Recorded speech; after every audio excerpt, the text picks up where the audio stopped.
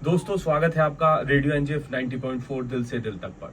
Radio NGF 90.4 दिल से दिल तक पर मैं हूं आपके साथ जितेश, और आज ढेर सारी शख्सियत, एक मुलाकात खास शख्सियत के साथ प्रोग्राम में हमारे साथ जुड़ी है। आप भी हमारे साथ जुड़ सकते हैं और आज हम बात करेंगे साइबर क्राइम और साइबर फ्रॉड को। आप हमारे साथ जुड़ सकते हैं 8930904904 पर। आज हमारे साथ स्टूडियो में जुड़े हैं इंस्पेक्टर रविंद्र कुमार, जो कि एसएचओ हैं साइबर पुलिस स्टेशन पलवल से। सर, आपका स्वागत करते हैं। सब इंस्पेक्टर नरेश, जो कि साइबर पुलिस स्टेशन पलवल से हैं। सर, आपका भी हम स्वागत करते हैं रेडियो एनजीएफ 90.4 पर।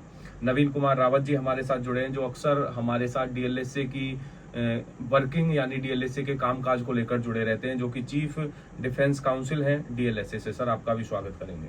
हमारे साथ जुड़ी है मैडम पिंकी शर्मा, जो कि डिफेंस काउंसिल हैं डीएलएसए पलवल। मैम, आपका भी हम स्वागत करेंगे। और हमारे साथ मोहित डागर जी जुड़े हैं, जो कि शक्ति वाहिनी एनजीओ पलवल से हैं। सर, आपका भी हम स्वागत करते हैं।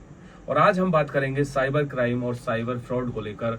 हमने अपने आसपास और पलवल क्षेत्र में भी काफी तादाद में देखने को मिल रहा है कि भी साइबर के जो मामले हैं उनमें लगातार बढ़ोतरी हो रही है। और आज के हमारा टॉक शो का उद्देश्य यही होगा कि आसपास की कम्युनिटी को, अपने आसपास के लोगों को साइबर क्राइम यानी साइबर ठगी के बारे में ज्यादा से ज्यादा जागरूक किया जाए। साइबर ठगी या साइबर क्राइम को लेकर अगर आपके जहन में भी कोई बात है तो आप हमारे साथ जुड़ सकते हैं, हमें कॉल कर सकते हैं 8930 904 पर। बातचीत का सिलसिला बढ़ाते हैं। और सर, सबसे पहले हम नरेश सर आपसे जानना चाहेंगे कि आप सब इंस्पेक्टर हैं साइबर पुलिस स्टेशन पलवल में, एक जिम्मेदार पद पर अच्छे से आप लोग काम कर रहे हैं और ढेर सारी शुभकामनाएं सर इस काम के लिए आपको। साइबर क्राइम को लेकर हम जानना चाहेंगे कि साइबर क्राइम होता कैसे है। जो मेनली साइबर क्राइम एक वास्ट वर्ड है जी, बट जो हम साइबर क्राइम पुलिस स्टेशन में काम करते हैं मेनली फाइनेंशियल लॉस होता है, विक्टिम्स को उस पे काम करते हैं जी। और हमारा इसमें साइबर क्राइम में आपकी आइडेंटिटी चोरी कर लेता है कोई, या आपके कंप्यूटर में कोई वायरस वगैरह डाल देता है, कोई डॉक्यूमेंट्स वगैरह जी। आपसे विदाउट आपकी परमिशन के आपके ले लेता है। जी। तो उन पे हम कंटिन्यूस काम करते हैं और कोई भी किसी भी टाइप का जो लॉस होता है उससे हम लोगों को बचाते हैं। जी सर, साइबर क्राइम के टाइप्स को लेकर भी हम थोड़ा जानना चाहेंगे कि आजकल थोड़ा चीज़ें बहुत डिजिटल हो रही हैं। सारे ही लोग अपने एंड्रॉयड फ़ोन या फिर स्मार्टफोन में फ़ोन पे जैसे जो एप्लीकेशंस हैं बैंक अकाउंट के साथ जो लिंक्ड होते हैं उनके साथ काम कर रहे हैं। और हमने देखा है कि सर साइबर क्राइम में ज़्यादातर जो है पैसों के लेन देन की ही ठगी होती है। तो इन सारी चीज़ों से लोग जो हैं वो कैसे बच सकते हैं? इसके बचने के लिए सबसे मेन तो ये कि बचाव ही आप बचाव करके ही, आप अवेयर होके ही इनसे बच सकते हो। जी। एक बार आपके साथ क्राइम हो जाता है तो उसको रिकवर करना थोड़ा मुश्किल होता है। जी। तो इसमें आप साइबर में जैसे आपने टाइप पूछे तो मेन तो टाइप इसका है कि साइबर क्राइम क्रिमिनल्स आपको फाइनेंशियल लॉस करेंगे। जी। अल्टीमेटली पर्पज उनका आपको फाइनेंशियल लॉस करना ही है। जी। आपकी आइडेंटिटी चुरा लेते हैं, आपकी प्रोफाइल पिक्चर को लेके और आपकी सोशल मीडिया पे प्रोफाइल बना देते हैं। कई बार आपको इंसल्ट रेपुटेशन है उसको खराब कर देता है। आप एक रेपुटेड किसी ऑर्गेनाइजेशन में या कोई पोस्ट पे काम कर रहे हो तो आपकी जो पिक्चर्स हैं या कोई प्राइवेट आपके मोमेंट्स हैं उनको लेके उनको वायरल कर देते हैं कि कहीं ऐसे प्लेटफॉर्म पे शेयर कर देते हैं जहाँ पे वो नहीं होना चाहिए, तो हम वहाँ से हटवा देते हैं उनको। और एक इमोशनली सपोर्ट भी, जैसे डिस्ट्रिक्ट लीगल सर्विस हमारे साथ रहते हैं, वो उनको इमोशनली सपोर्ट प्रोवाइड करवाते हैं, काउंसलिंग करते हैं। और आपका कोई, आप किसी इंस्टीट्यूट में काम कर रहे हो, वहाँ का कोई पर्सनल डाटा है, कॉन्फिडेंशियल इंफॉर्मेशन, तो कई बार रैंसमवेयर और मालवेयर आपके कंप्यूटर में इंस्टॉल करके आपको वहाँ से फिर आपको एक्सटॉर्शन करने लगते हैं। आप पीछे भी जैसे आपकी जो सर्विसेज हैं, जैसे पीछे एम्स में आया था, वहाँ से डाटा हैक कर लिया था जी। और सर्विस इफेक्ट हुई थी, तो काफ़ी हेल्थ सर्विसेज में इशू आ गया था। तो डिफरेंट टाइप के हैं। इसको मतलब साइबर क्राइम एक वास्ट वर्ड है, इसको इसे डिस्क्राइब पर्टिकुलरली कि क्या है इस तरह से डिस्क्राइब नहीं कर सकते। तो आप इस तरह से देख सकते हो कि जैसे भी आपके साथ क्राइम होता है जी। जिसमें इंटरनेट के थ्रू या आपके जो डिजिटल डिवाइसेज हैं, इलेक्ट्रॉनिक्स डिवाइस, उनके थ्रू जो भी आपके साथ क्राइम होता है या ऐसा बिहेवियर जो आप नहीं चाहते, जैसे आपके फ़ोन है, आपके फ़ोन पे अनवांटेड कॉल आने लग जाती हैं, अनवांटेड मैसेज आने लग जाते हैं, या अपने आप ही मैसेज आपके फ़ोन से फॉरवर्ड होने लग जाते हैं किसी के पास, तो उसको हम साइबर क्राइम बोलते हैं या कहते हैं। बिल्कुल दोस्तों, साइबर क्राइम के टाइप्स के बारे में सर ने विस्तार से हमें बताया और हम भी आपको सलाह और सुझाव देना चाहेंगे कि आप सावधान और सतर्क रहें। किसी के साथ अपनी गोपनीय यानी प्राइवेसी की जो चीज़ें हैं, कोई ओटीपी है या फिर अपना बैंक अकाउंट है, अपने फ़ोन की डिटेल्स हैं कभी भी किसी के साथ, अनजान व्यक्ति के साथ शेयर ना करें और साझा ना करें। सर, हम बात करेंगे साइबर क्राइम की हेल्पलाइन को लेकर, और किसी के साथ अगर साइबर ठगी होती है तो वो कैसे आप लोगों के साथ टाई अप कर सकता है, यानी साइबर ठगी के बाद पहला कदम उसका क्या होना चाहिए? सबसे पहले तो उसको 1930 है, मिनिस्ट्री ऑफ होम अफेयर्स ने टोल फ्री नंबर इशू कर रखा है जी। इस पे कॉल करने, अगर इस पे कॉल नहीं भी मिलती है तो 112 है हेल्पलाइन नंबर, इमरजेंसी हेल्पलाइन, उस पर आप बोल सकते हो कि मेरे साथ साइबर क्राइम हुआ, तो आप वहाँ से हेल्प ले सकते हो। जी। और एक सरकार ने इनिशिएटिव लिया कि cybercrime.gov.in वेबसाइट है, वहाँ भी आप साइबर कंप्लेंट रजिस्टर्ड कर सकते हो। All type of cyber crimes complaint है वो यहाँ पे रजिस्टर्ड होती है। बिल्कुल दोस्तों, टोल फ्री नंबर 1930 पर आप लोग कॉल कर सकते हैं, और साइबर क्राइम के गवर्नमेंट की जो ऑफिशियल वेबसाइट है उस पर भी आप अपनी शिकायत दर्ज करा सकते हैं। सर, ऑफिशियल साइट के वेबसाइट के बारे में एक बार फिर से हम आपसे जानना चाहेंगे, cybercrime.gov.in। जी जी सर। cybercrime.gov.in। रेडियो एनजीएफ 90.4 पर बातचीत का सिलसिला आगे बढ़ाते हैं और बात करते हैं साइबर क्राइम, साइबर फ्रॉड को लेकर। सर, हम आपकी तरफ आएंगे, हम अपने साथ इंस्पेक्टर रविंदर कुमार जी को जोड़ेंगे। सर, हम आपसे जानना चाहेंगे कि साइबर क्राइम को लेकर हरियाणा सरकार के क्या क्या मापदंड है? डिस्ट्रिक्ट लेवल पर साइबर क्राइम रोकने के लिए हरियाणा सरकार किस लेवल पर काम कर रही है और कैसे काम कर रही है? पहले रेंज लेवल पे पुलिस स्टेशन का हरियाणा सरकार द्वारा अरेंजमेंट किया गया था। जी। अब हर डिस्ट्रिक्ट के हिसाब से पुलिस स्टेशन बनाए गए हैं, और इसके अलावा बैंकों के साथ भी हमारा हरियाणा सरकार के द्वारा अटैचमेंट किया गया है कि अगर कोई फ्रॉड वगैरह होता है और अगर कोई कंप्लेनेंट कॉल करता है 1930 पे, तो उसके बाद उसका अमाउंट है वो फ्रीज कर दिया जाता है जी। ताकि वो जल्दी से उसको मिल सके कंप्लेनेंट। बिल्कुल दोस्तों, पहले जो रेंज लेवल पर हमारे साइबर के थाने हुआ करते थे, यानी पुलिस स्टेशन हुआ करते थे, वो अभी डिस्ट्रिक्ट लेवल पर हर जिले में खोल दिए गए हैं, और वहां पर पूरी टीम के साथ, साइबर सेल के एक्सपर्ट्स के साथ हरियाणा सरकार काम कर रही है। मैम, आपके साथ हम जुड़ना चाहेंगे, डिजिटल अरेस्टिंग को लेकर हम बात करना चाहेंगे कि आजकल हमने देखा है कि AI ऐप के माध्यम से जो लोग विदेशों में बैठे हुए हैं या फिर जिन लोगों के व्यवसाय है, व्यापार है, और उनके साथ बड़ा हमने देखा है कि बहुत देखने को मिल रहा है कि डिजिटल अरेस्टिंग आजकल हो रही है। तो डिजिटल अरेस्टिंग को लेकर थोड़ा जानना हम आप लोगों से चाहेंगे कि डिजिटल अरेस्टिंग होता क्या है और उससे कैसे लोग बच सकते हैं।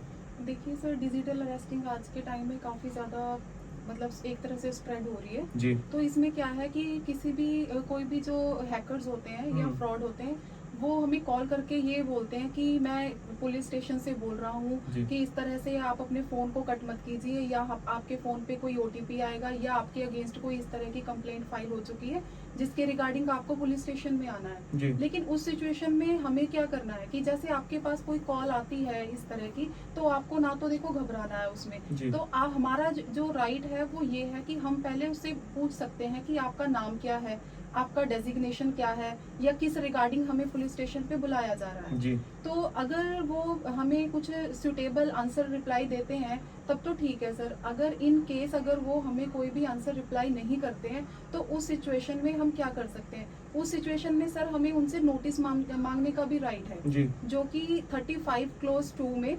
BNSS जो हमारा न्यू लॉज हमारे आए हैं भारतीय न्याय सुरक्षा संहिता के अंदर 35 क्लोज 2 में हम नोटिस की डिमांड कर सकते हैं। वो नोटिस हमें किसी इलेक्ट्रॉनिक मीडियम से भी हमें दे सकते हैं वो, जैसे कि व्हाट्सएप के थ्रू भी हमें नोटिस दे सकते हैं वो, या किसी और अदर साइट्स के थ्रू, हमें ईमेल के थ्रू हमें नोटिस दे सकते हैं। तो उस नोटिस में क्या है कि उस नोटिस में उनका नेम, जिन्होंने हमें कॉल की है, उनका डेजिग्नेशन, उनका प्लेस कि उनका पुलिस स्टेशन कहाँ पे है और किस रीजन से हमें वहाँ पे बुलाया जा रहा है। तो इस रिगार्डिंग हमें वो सारा कुछ उस नोटिस में प्रोवाइड करेंगे। तो डिजिटल अरेस्टिंग यही चीज है कि हमारे पास कोई भी पुलिस स्टेशन से कॉल आ जाती है जिससे हमें थोड़ा सा डराया जाता है, एक तरह से हिप्नोटाइज कर लेना सर, कि हम डर की वजह से फोन भी कट नहीं करते और फर्दर हम अपना OTP वगैरह भी शेयर कर देते हैं कई बार। तो बिल्कुल दोस्तों, डिजिटल साइबर क्राइम अरेस्टिंग को लेकर हम भी आप लोगों को बताना चाहेंगे कि जैसे मैडम ने बड़ी महत्वपूर्ण जानकारी हमारे साथ शेयर की, साझा की कि आपको डरने या घबराने की कोई जरूरत नहीं है, और हमारी न्यायपालिका के नए कानूनों के हिसाब से आप टेलीफोनिक, व्हाट्सएप के थ्रू या ईमेल के थ्रू उनके नाम और उनकी डेजिग्नेशन के साथ उनसे नोटिस भी प्राप्त कर सकते हैं। रेडियो NGF 90.4 पर एक सवाल और हम आपसे जानना चाहेंगे कि मैम बहुत सारी ऐसी वेबसाइट्स हैं, हम देखते हैं गूगल हुआ, क्रोम हुआ और भी जैसे सर्चिंग जो एप्स हैं, हम वहां पर देखने को मिलता है कि बहुत सारी वेबसाइट्स बनी हुई हैं। तो वेबसाइट्स और साइबर क्राइम का क्या ताल्लुक है, और अगर कोई वेबसाइट फ्रॉड है या फिर गलत है तो उसका हम लोग कैसे पता लगा सकते जी हैं? सर, देखिए जो भी वेबसाइट्स हैं उनकी ऑथेंटिफिकेशन आज के टाइम में हमारे लिए बहुत ज़्यादा ज़रूरी है। जी क्योंकि मोस्टली क्या होता है कि हमारे पास कुछ इस तरह के मैसेजेस आते हैं जिनके लिंक हम ओपन करते हैं, जी वो जो फ्रॉड वाले लिंक्स होते हैं वो मोस्टली ब्लू कलर में होते हैं सर। जी तो हमें सबसे पहले तो यही कोशिश करनी है कि इमीडिएटली किसी भी लिंक को ओपन नहीं करना, जी और मेनली अगर वो ब्लू कलर में है। जी तो कुछ हमारी इस तरह की साइट्स हैं कि जिन्हें हमें ये सबसे पहले ये जानना जरूरी है कि क्या ये जो साइट है, ये वेबसाइट है, ये इसकी ऑथेंटिकेशन कितनी है। जी एक तो सर सबसे पहले क्या है कि हमें किसी भी एड्रेस बार में उसके पैडलॉक आइकन को सर्च करना है। जी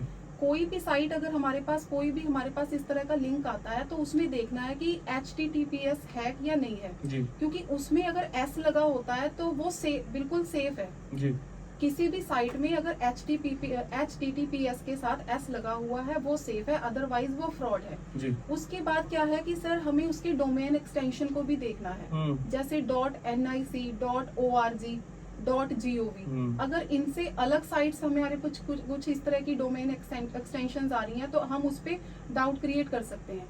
उसके बाद हमें अपने फोन में क्या है कि कुछ वेबसाइट चेकर्स को भी डाउनलोड करना है जी कि जैसे हमारे पास कोई इस तरह की कोई नई ऐप आती है तो उस टाइम वो अपने आप ही उस चीज को उस चीज की कवरेज लेता है, जी जो हमारे पास ऑनलाइन वेबसाइट चेकर है। जी इसी के साथ साथ अगर हम किसी भी चीज को ओपन करके कुछ हम फोन वगैरह में देख रहे हैं तो उसमें अगर बहुत ज्यादा एड्स आ रही हैं या पॉपअप्स आ रहे हैं तो हमें उसी टाइम वो बंद कर देना चाहिए, जी वो वेबसाइट जो है।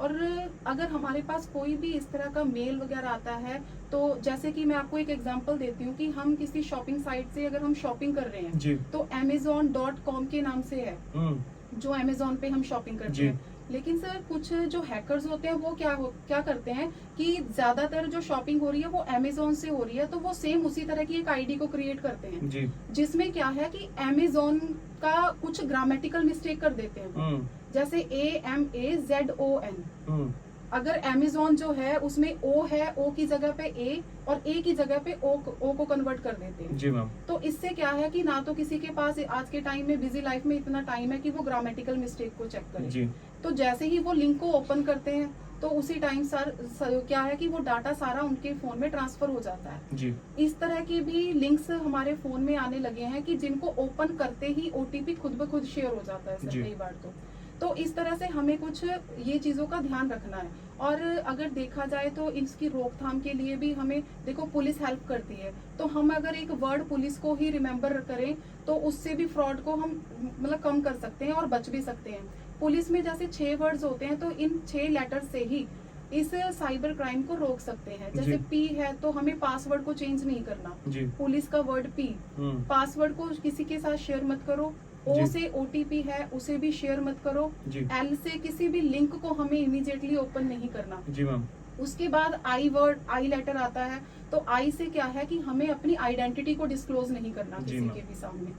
C कमेंट्स, C जो डिनोट करता है वो कमेंट्स को, जैसे किसी भी पिक्चर्स वगैरह को हम फोन पे किसी की पिक्चर्स के साथ कोई मिस यूज करते हैं, उन पे कमेंट्स कर देते हैं तो वो हमारा एक साइबर बुलिंग में आ जाता है, जी मैम। जो कि ये भी एक तरह का ऑनलाइन स्कैम है, क्राइम है। जी C के बाद आ जाता है E का मतलब है इजी मनी। इजी मनी के चक्कर में ही सर ये सारा साइबर फ्रॉड हो रहा है, जी क्योंकि अगर हमें कोई लालच नहीं देगा तो हम क्राइम करेंगे ही क्यों, या हम अपना OTP या पासवर्ड देंगे ही जी। क्यों। हमें लालच दिया जाता है, इसी वजह से ये सारा फ्रॉड होता है जी। सर। बिल्कुल दोस्तों, हम आपको भी बताना चाहेंगे कि हमें लालच दिया जाता है तभी ये फ्रॉड होता है। और मैडम ने बड़ी महत्वपूर्ण जानकारी हमारे साथ शेयर की वेबसाइट फ्रॉड को लेकर। हम भी आपको बता दें कि अगर आप कहीं पर कुछ सर्च कर रहे हैं तो HTTPS आप जरूर देख लें, और वेबसाइट चेकर्स जैसे कुछ एप्लीकेशंस होते हैं जो अपने फोन में आप इंस्टॉल कर लें ताकि आप अपना वेबसाइट फ्रॉड और साइबर फ्रॉड से बच सके। बातचीत का सिलसिला आगे बढ़ाते हैं। नवीन सर, हम आपके साथ जुड़ेंगे और हम आपसे जानना चाहेंगे कि साइबर क्राइम को लेकर हमारा DLS यानी डिस्ट्रिक्ट लीगल सर्विस अथॉरिटी, जिला विधिक सेवा प्राधिकरण कैसे काम कर रहा है। धन्यवाद जितेश जी। सबसे पहले तो पहलगांव की जो घटना हुई है आपके रेडियो के माध्यम से मैं उस पर खेद और दुख व्यक्त करता हूँ, जी। पीड़ित लोगों को साथ संवेदनाएं व्यक्त करता हूँ। इसके साथ साथ जो आपने क्वेश्चन किया कि भाई लीगल एड का साइबर क्राइम के लिए क्या योगदान है, जी तो एक बड़ा ही क्वेश्चन है, क्योंकि अभी हम देख रहे हैं रिसेंटली जो छोटे फ्रॉड होते हैं, जैसे जी। कि 10,000 का फ्रॉड है, 5,000 का फ्रॉड है, 2,000 का फ्रॉड जी है तो वो भी फ्रॉड ही। जी सर। लेकिन उसके लिए अगर हम उसकी जैसे कि रिकवरी अगर हो जाती है, उसके बाद उसकी सुपुर्दारी के लिए या उसको प्राप्त करने के लिए जब पीड़ित कोर्ट में जाते हैं तो उन्हें वकील की जरूरत होती है। जी और वहाँ पे हम देखते हैं कि ऐसे मामलों में वकील की फीस ही इतनी होती है कि वो जितना उनका पैसा है उससे ज़्यादा तो वकील फीस ले लेते हैं। जी तो इस तरह के मामलों में मेरा सभी से आपके रेडियो के माध्यम से निवेदन है कि आप लीगल एड के माध्यम से एडवोकेट कर सकते हैं। जी। जो साइबर क्राइम से पीड़ित हैं उन लोगों से यही निवेदन करना चाहूँगा कि वो लीगल एड के पास आएँ और वहाँ से अपना वो वकील लीगल एड के माध्यम से अपॉइंट करें, जी जिससे कि कम से कम उन्हें फीस ना देनी पड़े। जी तो ये एक मुहिम हमारे district legal aid service authority ने द्वारा चलाई गई है, जो कि साइबर क्राइम पीड़ितों के लिए है। इसके साथ साथ एक दो चीज़ें जैसे सर ने अभी हमें काफ़ी अच्छी जानकारी दी, मैडम ने भी काफ़ी अच्छे बताया। जी तो सबसे तो पहले यही है कि हमें इस मानसिकता को ख़त्म करना होगा कि कहीं पे इजी मनी है। जी इजी मनी कहीं नहीं है। अपनी मेहनत से जो हम पैसा कमाएंगे उसी की वैल्यू है। अगर कहीं पे इजी मनी के चक्कर में हम पड़ेंगे या पैसा इजीली कमाने के चक्कर में पड़ेंगे तभी हम शिकार बनेंगे। जी दूसरा ये जो डिजिटल अरेस्ट के बारे में भी बड़ा अच्छा बताया, तो डिजिटल अरेस्ट जैसी कोई चीज पुलिस के कभी नहीं करती। जी अगर पुलिस को अरेस्ट करना है तो वो आपके पास आएगी, आपको अरेस्ट जी। करेगी। डिजिटल अरेस्ट जैसी कोई चीज पुलिस के महकमे में नहीं। जी तो ये चीजें दो चीजें अपने अपने अपने मस्तिष्क में हमें रखनी होंगी, अपने ध्यान में रखनी होंगी, ताकि इससे बचा जा सके। सर ने भी अभी बड़ी अच्छी बात बताई थी कि अवेयरनेस ही इसका बचाव है, जी। इसकी जागरूकता ही साइबर क्राइम का बचाव है। बिल्कुल दोस्तों, हम भी आपको एक महत्वपूर्ण संदेश और सुझाव सलाह देना चाहेंगे कि जानकारी और जागरूकता ही साइबर फ्रॉड साइबर क्राइम का बचाव है। जैसे कि नवीन सर ने हमें बताया कि डीएलएस से साइबर क्राइम में ठगी 100 की हो, 200 की हो या 5,000 5 लाख की हो, ठगी होती है तो डीएलएस से जो होता है जिला विधिक सेवा प्राधिकरण, वहां पर आपकी शिकायत के लिए और आपकी कानूनी सलाह सुझाव के लिए आपको मुफ्त में वकील प्रोवाइड करते हैं, प्रदान करते हैं। नरेश सर, आपकी तरफ हम आना चाहेंगे। सब इंस्पेक्टर नरेश कुमार हमारे साथ जुड़े हुए हैं, जो कि साइबर पुलिस स्टेशन पलवल से हैं। सर, एक बार फिर हम आपके साथ जुड़ेंगे और बचाव के तरीकों को लेकर हम बात करना चाहेंगे कि जो साइबर क्राइम है, साइबर फ्रॉड है, इससे हम लोग कैसे बच सकते हैं। देखो जी, इसमें बचाव के बिल्कुल बेसिक तरीके हैं। एक तो जैसे सर हम पहले डिस्कस कर चुके, इजी मनी के चक्कर में ना पड़े, जी लालच न करें जी और अगर फिर भी हमें जैसे आजकल इंस्टाग्राम पे डिजिटल जो इरा है वो चल रही है, इंस्टाग्राम पे फेसबुक मार्केट्स पे हम बहुत सारे एड्स देखते हैं, सस्ती जी। चीज़ें देखते हैं और ये जेन्युइन भी होती है। तो इसकी जेन्युइनिटी को हम चेक कर सकते हैं। किसी भी पेमेंट करें तो सरकार का एक पोर्टल है cybersafe.gov.in, जी तो इस पे वो पेमेंट लिंक है उसको डाल दें और वहाँ से चेक कर पता लग जाता है कि पहले किसी ने रिपोर्ट किया है नहीं किया। जी।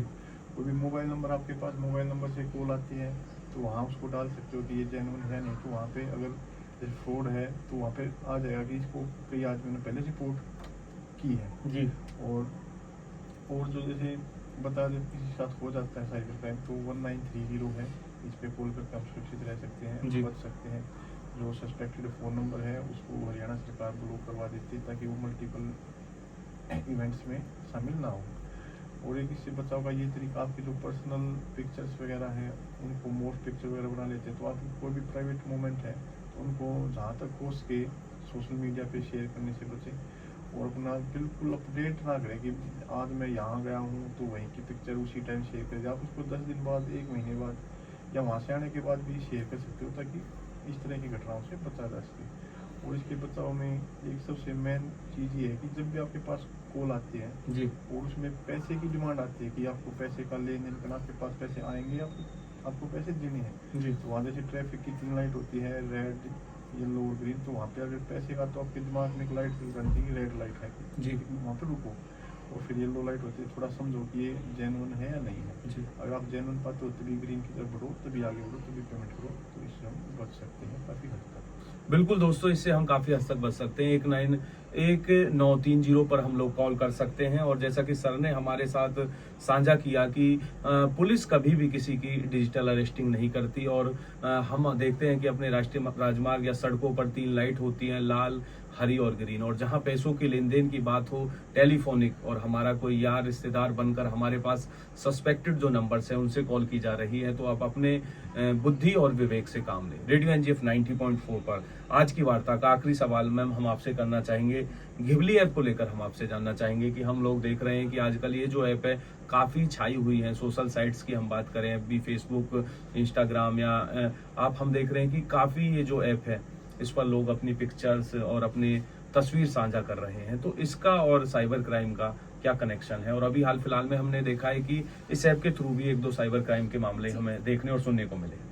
सर देखिए, घिबली ऐप ये भी एक तरह से ना पूरे इंडिया में क्या पूरी कंट्री में आप लगा लो कि हर जगह पे ये पब्लिश हो चुकी है। जी। टाइम टू टाइम हमारे यहाँ पे कुछ ना कुछ नई नई ऐप सर बनती रहती हैं, क्रिएट होती रहती जी। हैं। लेकिन ये घिबली ऐप जो क्या है, ये एक जापान के स्टूडियो में से क्रिएट हुई है। जी। इसमें किसी पर्सन ने खुद अपने ऊपर ही इसे अप्लाई किया था। जी। तो उसके बाद क्या है कि जब उसने अपने आप को कार्टून के रूप में देखा तो इसे बहुत ज्यादा पब्लिश कर दिया। जी। अब हर कोई पर्सन इसे अपने आप को कार्टून बनाने में सर लगा हुआ है। जी। तो इसमें क्या है कि इसमें फिलहाल तो इतना इफेक्ट नहीं पड़ रहा या इतना क्राइम नहीं हो पा रहा, लेकिन इसमें क्या है, जो हमारे फेसेस हैं वो बाहर वाली कंट्रीज में सर एक तरह से एक्सपोर्ट किए जा रहे हैं। जी। जो हमारा डाटा है, जो हमारे फेसेस हैं, क्योंकि हमें पता है कि पहले भी ऐसे कई क्राइम हो चुके हैं जिसमें फेस तो हमारे होते जी। हैं, लेकिन जो बॉडी स्ट्रक्चर होता है वो चेंज कर दिया जाता है। जी। तो अभी हमें इसके साइड इफेक्ट्स का नहीं पता, लेकिन आने वाले टाइम में जरूर इसके साइड इफेक्ट देखने को मिलेंगे। जी। जिससे क्या है कि हमें मेंटली डिस्टरबेंस तो होगी, साथ में हम फाइनेंशियल लॉस भी हो सकता है। जी।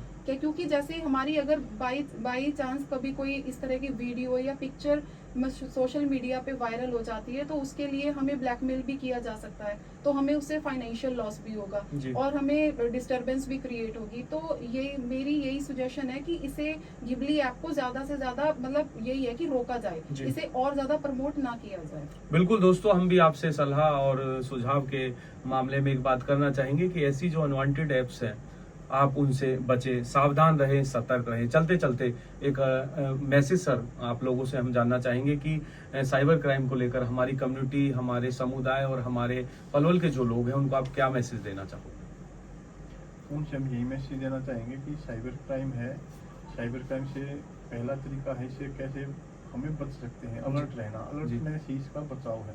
और अगर आपके साथ हो जाता तो 112 या 1930 नंबर डायल करके या cybercrime.gov.in हेल्पलाइन है जो वेबसाइट है, उस पर आप अपनी शिकायत रजिस्टर करें। रेडियो एनजीएफ 90.4 पर एक मुलाकात खास शख्सियत के साथ कार्यक्रम में हम भी आपको बताना चाहेंगे कि आप सतर्क रहें, सावधान रहें और साइबर क्राइम, साइबर फ्रॉड से बचे। जैसे कि मैम ने हमारे साथ साझा किया, शेयर किया कि पुलिस कभी भी किसी के साथ डिजिटल अरेस्टिंग नहीं करती, और पुलिस के जो 6 वर्ड्स हैं अगर उन पर ही हम लोग ध्यान देंगे और उनके हिसाब से चलेंगे तो हमारे साथ कभी साइबर क्राइम या साइबर फ्रॉड नहीं होगा। P, हमें किसी के साथ अपना पासवर्ड शेयर नहीं करना है। O, हमें किसी के साथ अपना OTP शेयर नहीं करना है। L, हमें किसी भी अनवांटेड लिंक पर क्लिक नहीं करना है। और I मतलब अपनी आइडेंटिटी और अपनी आइडेंटिफिकेशन जो है वो हमें किसी अनजान व्यक्ति के साथ शेयर नहीं करनी है। और C, अनवांटेड जो चीजें हैं सोशल साइट्स पे हम पे उनको कभी भी हमें उन पे कमेंट नहीं करनी है। और G, मनी के चक्कर में हमें अपना फाइनेंशियली नुकसान नहीं करना है। रेडियो एनजीएफ 90.4 पर एक मुलाकात खास शख्सियत के साथ कार्यक्रम में आज के लिए बस इतना ही। कल फिर से आपके साथ जुड़ेंगे एक नई शख्सियत के साथ। जय हिंद, जय भारत।